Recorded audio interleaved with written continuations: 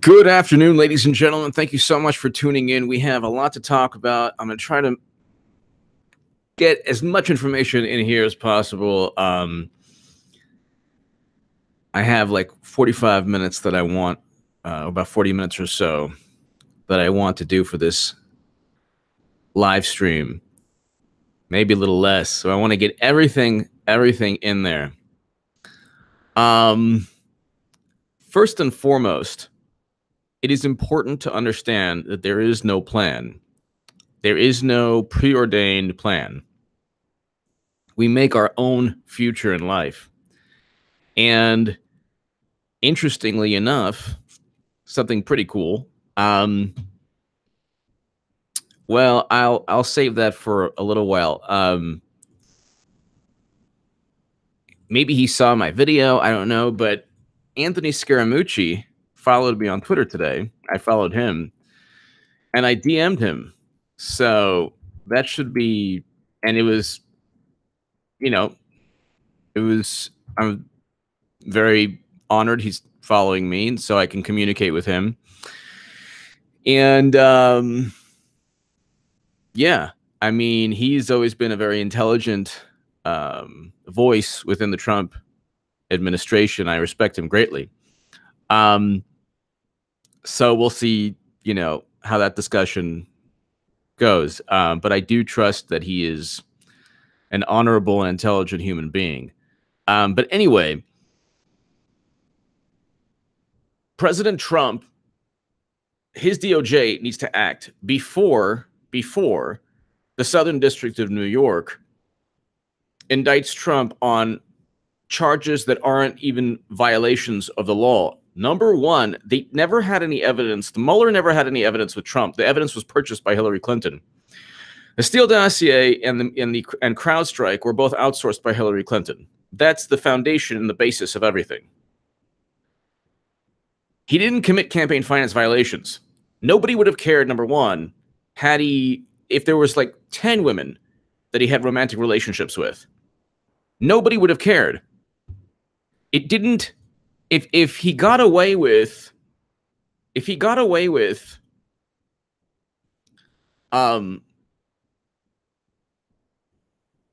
Access Hollywood tape, nobody would have cared.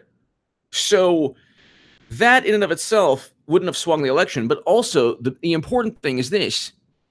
They're saying that it was a concerted, it was an effort to hide, that he tried to hide his romantic relationships through payouts, by telling Michael Cohen, pay Stormy, pay the National Enquirer to not publish a story about McDougal. Number one, they don't have evidence that he did so. And even if they did have evidence, Bradley Smith in the Washington Post, I will read this to you, and this is the only thing you really have to, those payments to women are unseemly. That doesn't mean they were illegal. This is Bradley Smith. Now, he's the former Federal Election Commission chairman. He wrote an article in the Washington Post stating that, look, it's not illegal what Trump did or what Cohen did. Again, he wrote an article. He's the former Federal Election Commission chairman. Okay, Bradley Smith, the former chairman of the Federal Election Commission, is chairman of the Institute for Free Speech and a visiting fellow James Madison program at Princeton. By the way, to my super chat, thank you so very much. Now, again, he stated, however, regardless of what Cohen agreed to in a plea bargain, hush money payments to mistresses are not really campaign expenditures. Okay. This is pretty clear cut. And it works both ways too, ladies and gentlemen. If there are ladies listening to this, a hush money payment to a man, let's say you have a romantic relationship with a man, or many men, and you just don't want it out in the open. You want these people to shut their mouths. So you say, here's 100 grand or 50 grand or whatever. Sign this, Bill or Bob. Okay, ladies, you are not engaging in a campaign finance violation, nor are you engaging in any illegal activity. If you want the guy to shut his mouth and you want to pay the guy money and the guy wants to sign an NDA, then you are engaging in a business transaction. There's nothing that you've done, ladies, that is illegal. Because if you pay someone and you pay someone part of a confidentiality agreement and they accept the money. But see, the thing is, okay, so you cannot indict a sitting president. You can indict the president, but the thing is, here's how he explains it. Okay, you can indict oh Lord. Okay, you can indict a president, but here's how he explains it. So okay, hold on, how to get this volume. So I just explained, like, Bradley Smith states, it's not a campaign finance violation because it would have been a personal expenditure even without the campaign. The Steele dossier would not have been a personal expenditure. That's a whole other story. I wrote an article in Daily Caller. I tweeted that out today. But here is Fox News' Andrew McCarthy. It's clear, but here's what he says. So, be indicted. So the president's not supposed to get an advantage from being president. All we say is that he can't be put through the criminal process while he's president. So I think what can happen is they can indict him and he could be tried down the road when he's out of office. Now, they can indict him and he can be tried down the road when he's out of office. What would happen is it would be a symbolic gesture. A president that was the way they would market it is that Trump is indicted. So Andrew McCarthy explains that he thinks that the Southern District of New York doesn't even need the evidence, because the whole thing is we're getting caught up in, oh well, he has this evidence. Oh no, they don't have any evidence. Okay, stop thinking that way. They don't need evidence to indict Trump or anyone else. They just get you. They got Papadopoulos, Flynn on process crimes. They set them up. They got an FBI agent to say, "Oh, these people lied." Papadopoulos did lie. Flynn did not. But it doesn't matter. It has nothing to do with the actual. They just set them up. Anyone could get tripped up or lie out of just fear if an FBI agent is in front of you and trying to corner you, and you're innocent, but because you slip up or you fear for your life or you fear for your future, your safety, you're like, well, no, I never visit that place. Aha, you visited that place once. You're in the slammer.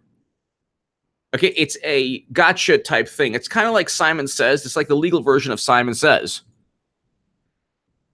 And the thing that you need to understand, ladies and gentlemen, is that it's not about, there is no plan, because you're dealing with ruthless people who could take down Trump. Will they take down Trump? I don't know.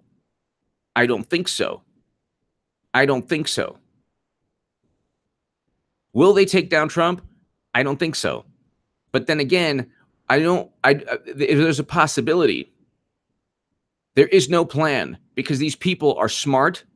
They don't have wisdom, but they're smart. They're connected. They have the media. They have money. They have a lot of political power in different pockets of the country. And they've spent 2 years kicking President Trump in the behind.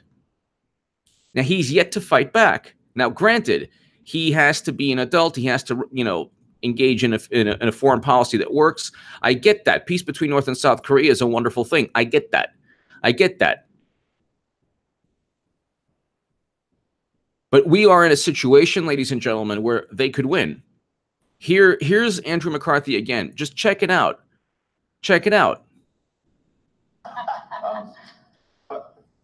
But in all seriousness, the guidance the Justice Department has is that a sitting United States president can't be indicted. So the president's not supposed to get an advantage from being president. All we say is that he can't be put through the criminal process while he's president.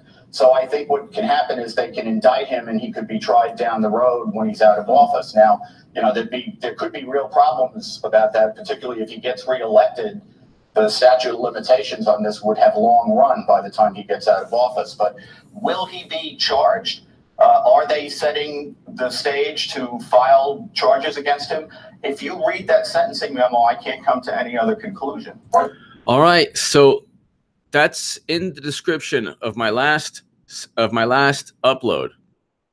By the way, I was going to have a three-way segment with Stick, Sex, and Hammer and Hard Bastard, HB. That'll be coming.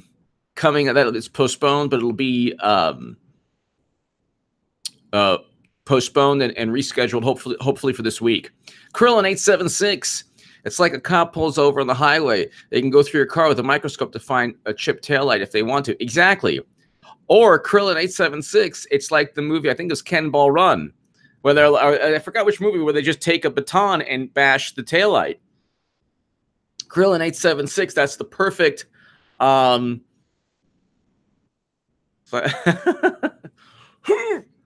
876. That's the perfect example. Or analogy. Look, I'm trying to tell people, wake up. Like that's a term used too often, but like this is not life, and reality is dangerous. At any moment, if you're texting and driving, you could, God forbid, hurt someone, run over a child, God forbid, or a person. If you're drinking and driving, obviously you could do that, there's a greater chance you could do that, Beto O'Rourke. Life is dangerous. Reality is dangerous. Reality, there is no plan. You don't know if you're going to live through the day. Now, this is not, of course, the odds are you will, unless you live in a war zone. But the odds are you're going to live through the day. The odds are, but what I'm trying to say is President Trump very likely either won't get indicted or he'll get indicted, but he won't go through any trial as president. What does it matter? Can you tell me what it matters? It doesn't matter. If they just get that out there, it's enough fodder for them to go into 2020 saying, we have a president who will eventually stand trial. He committed a crime. No, he didn't commit a crime. Bradley Smith says he didn't commit a crime. No, he did commit a crime, and he's indicted. And then if he goes and indicts Clinton afterwards, he should, no matter what, whether he gets indicted or doesn't get indicted, the DOJ should still indict Clinton for all the crimes that she's committed. But you got to act first and decisively. You can't continually react. Okay? I stopped. I learned myself. Sometimes not acting is a great way to react. And most of the time, responding, and giving a reciprocal response most of the time is a good thing. Sometimes it's the opposite is true. So there's this one guy who's like this young guy, and his life is dedicated to doing these segments about me. He's like, he dreams of me every single day. And I don't want to, I was thinking, should I do a rebuttal segment? Because I used to be like, 10 rebuttal segments. But I've reached a point now where I don't have to really. So I challenged him on Twitter to a debate. He doesn't want to debate me. He's like just dodging me. And that's like a tiny, tiny fraction of what's going on. Yeah. So I'm not really responding in a diss video because I don't really have to. If I ever decide to, I will. But the point is, most of the time in life, when confronted by somebody who is relevant, who means something, okay? Like if it was like, anyone else on the left who had an actual following, I would respond and I would definitely do everything possible to get that debate to happen. But if it's somebody who's not really relevant, it's not, it's not really a big deal. But if there is somebody that is trying their best to constantly destroy you, like Trump is experiencing, he has to fight back. If he doesn't fight back, he risks losing everything. And this is serious. You're talking about billionaires, the media, overt corruption, overt criminal behavior, a setup framing Trump through illegal means, and then Trump not doing anything. They couldn't even declassify things without redactions. And they couldn't even, like, James Comey's like, he eventually spilled the beans, but it took him up until what? Like, there's like 2 weeks left for the House to be Republican controlled. Patricia Moreno, thank you. Thank you, Patricia Moreno. Thank you so very much for always watching. But see, he needs to act because there is no evidence against him. They don't need evidence. They don't care about that. Look, I have friends who are Democrats, hardcore Democrats. They like Bernie. Some of them didn't really care about Bernie. Some of them like Bernie. Most of my friends are Democrats. I know how they think.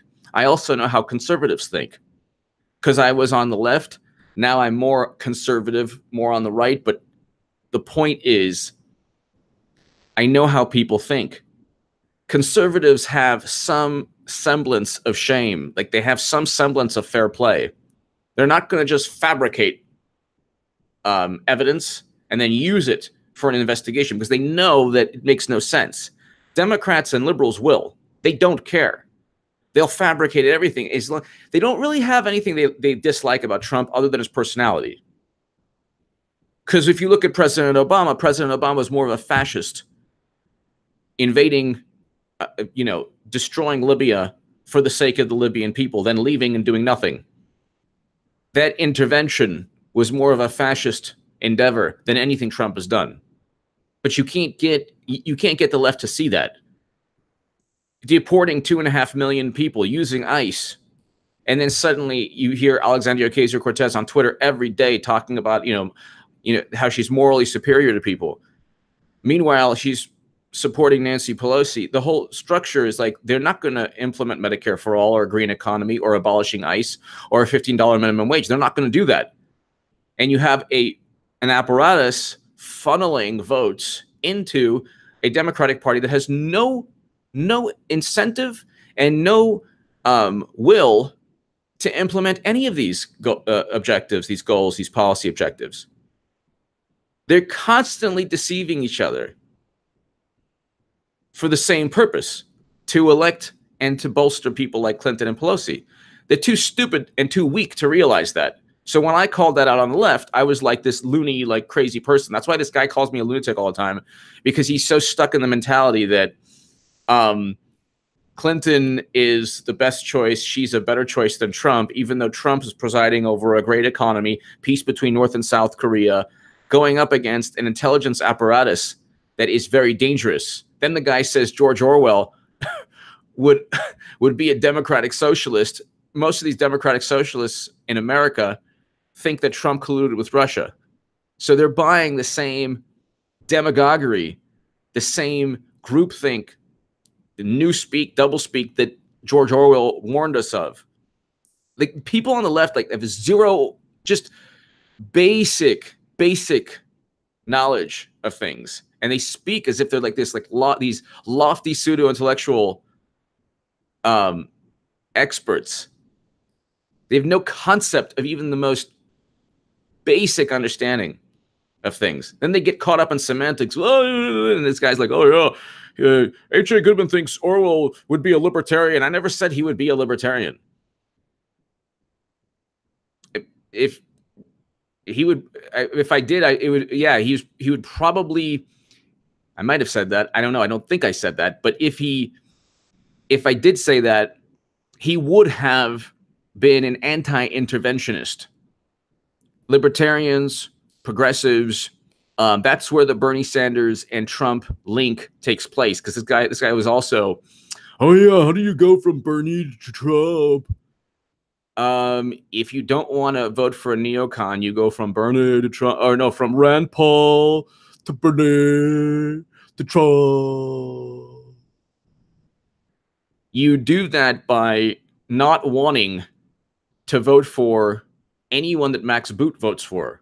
Guy doesn't even know who Max Boot is. So it's like you can't really speak to people who don't know what they're talking about. But anyway, what's your view on the oil? I don't really have a specific view on that other than oil dividend.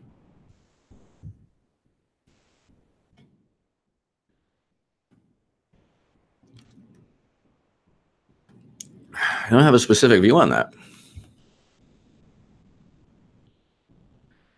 Of course, Vox, the Alaska Permanent Fund is an amazing, true socialist miracle. Again, just because it's a government program doesn't mean it's socialism. Like, you can have a capitalist government, a capitalist economy, and have government programs and government safety nets. That's what the left is like. The mentality on the left is like they're gonna play with their navels and debate over a latte, spend endless hours on semantics and nomenclature and theory, and then vote for Hillary Clinton. Like, they don't realize that at the end of the day, all of their morally superior nonsense is funneled right back into a political system that really doesn't care about their alleged values.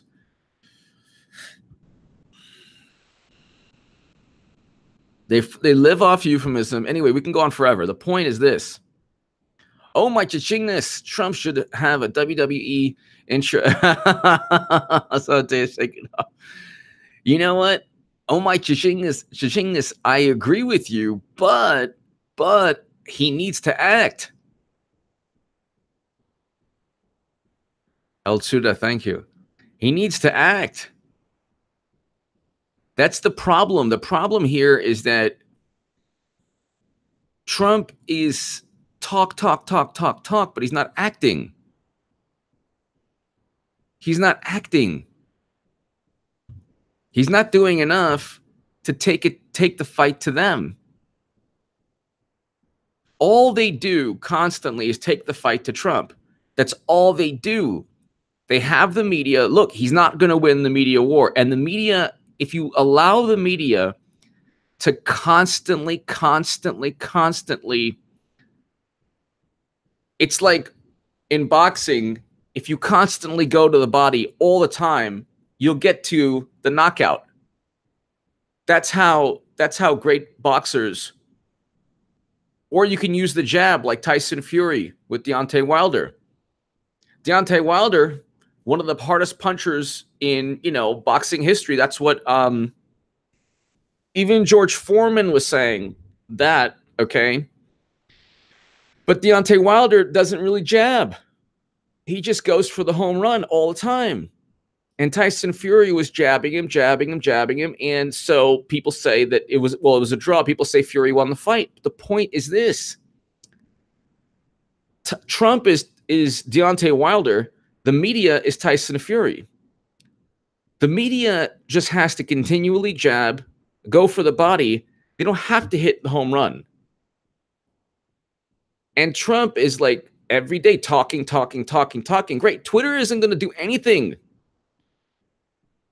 Then you have like this foolish conspiracy theory called Q that is constantly assuring people that some bozo in the NSA cares about them, and through 4chan or 8chan is giving them hints and clues and riddles that just around the corner, Sessions is going to protect us. Well, Sessions is not there. And Assange is not in America. And JFK Jr. is not alive. And you know what? Q did not start the Paris protests. This is insane. God forbid, this can go into a very dangerous place. It's already been debunked and discredited a million times over. And like, I don't care if I lose subs. People are like, you're gonna lose subs. Like, what do I care? That's not the way YouTube works, by the way. Like, you don't, like, it's not about the subs. So whatever. The point is this. It's about just being genuine. So I am who I am. I was annoying on the left. So if you're conservative, you're watching me and I'm annoying you, I was that way on the left too. But their conspiracy theory that I debunked way back in the day was that Clinton was a great candidate. I was debunking that every single day. They couldn't stand me. They could not stand me. Just like people now, like, HA, calm down, HA. You don't want to talk bad about Q. You don't want to talk bad about Q. It's like, no, it's okay. It's a message board on 8chan. Okay. So like, and Trump's not speaking to you from 8chan. He would have, like, he's not going to choose Reddit, or go on Instagram and send photos and this is me. No.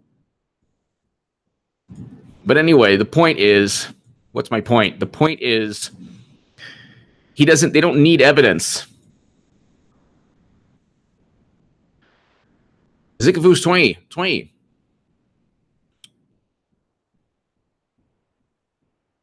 Trump is not finished. Amazing Raisin. Trump is not finished at all. I think he's going to go 2 terms, but like I said, this is not good. Zikavu's 20. Oil dividend has corpse who profit from public resources to give money back, put by Republican. Yeah, I mean, I think that, I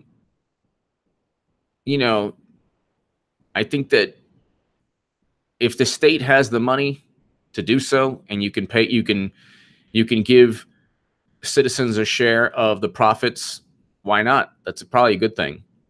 Rose Quartz, HA, you be true to you. We're all in this together. Rose Quartz, thank you so very much, Rose. Thank you always for watching.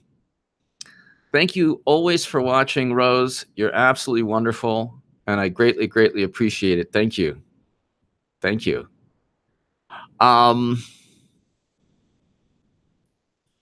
So basically,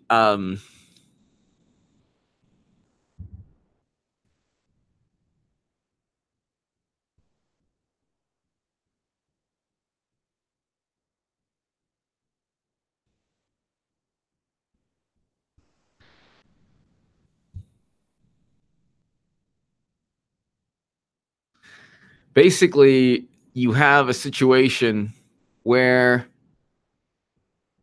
he can't get 2 terms if he's indicted. That's true.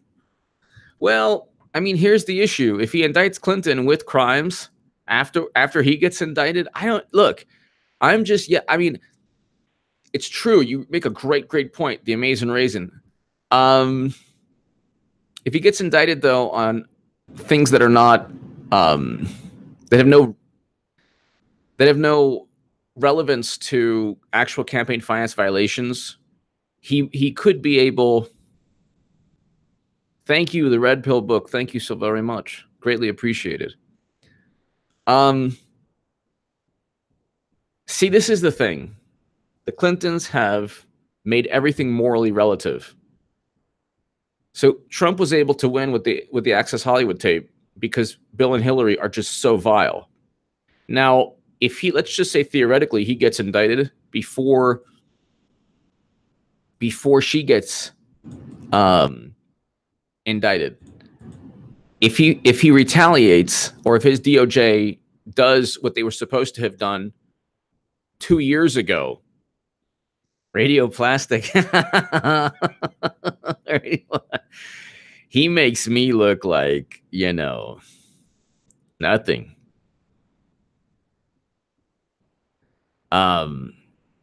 Crazy Eddie.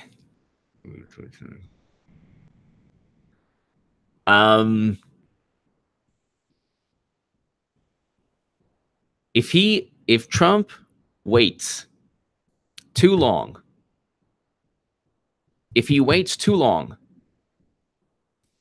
he risks them creating the narrative yet again. If they create the narrative yet again, even if he eventually indicts Clinton, his DOJ indicts Clinton, they might be successful in saying, well, it was only for political retaliation. It was only for politics, which they'd say anyway. It doesn't, see, this is the thing. It doesn't matter what takes place. They have a ready, prepackaged narrative. They're going to pump that through the media. They are completely bonkers with hate for Trump. I see this with my friends. They only hate the foundation of their hate is his personality, and anything they could, peace between North and South Korea, they don't care. They think they don't. Some of them don't even want peace with North and South Korea. They've completely lost it. Great economy. They'll find the most like minute. Well, this, you know, real wages aren't up. Well, real wages weren't up with Obama. Like, you know, and actually real wages are up. They'll find anything to hate Trump on. Oh, you know, climate change. Well, Obama presided over the largest expansion of U.S. oil production. How is that somebody who takes climate change seriously? Abolishing ICE, separating families. Obama not only did the same thing, they spread a photo that was actually from Obama's tenure in office of children in cages. But it's like he deported 2.5 million people. But they don't see, the thing is, there's no concept of hypocrisy. They call it whataboutism. So they don't want to be bothered with the reality of the side that they're pulling for. They think that everything bad happened. They think Trump speaks to the most horrible people in the world. They think Trump, oh my God. Oh my God. Hold on one second.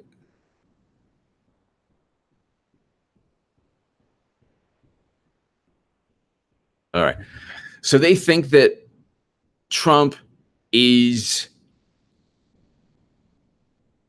like, they think that Trump is like the worst thing to ever happen to humanity. Meanwhile, President Obama presided over everything that they claim Obama championed, or whether it's deporting 2.5 million people, intervening and destroying Libya, bailing out banks, going after whistleblowers, all of these things.